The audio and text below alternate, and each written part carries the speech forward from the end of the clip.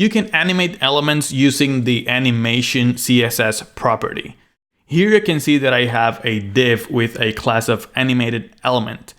I want to animate this div using CSS. So I'm gonna go to my CSS here, and you can see here my animated element class. So what I'm gonna do is here I'm gonna add first the name of my animation. So animation -name.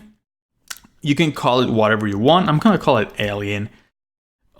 Animation duration. Okay, so this is exactly what it is the duration. So I'm gonna put 2 seconds. And you want this animation to repeat specific times, or maybe it's infinite, or maybe you don't want to, but I want to repeat it, let's say 3 times. So you can put animation iteration count, and you can put 3, or you can put whatever number you want.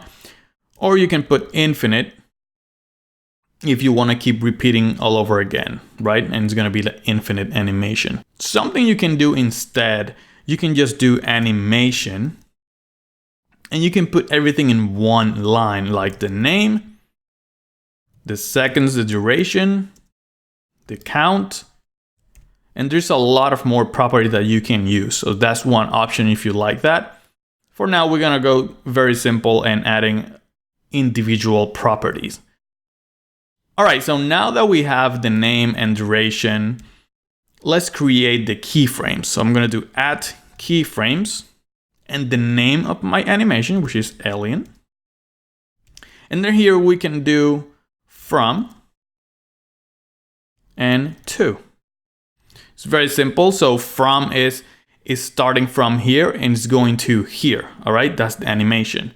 Or you can use percentages, like you can just go from 0% to 100%, or whatever percent in between you like from 0 to 100. But for now, we're gonna stay with from and to.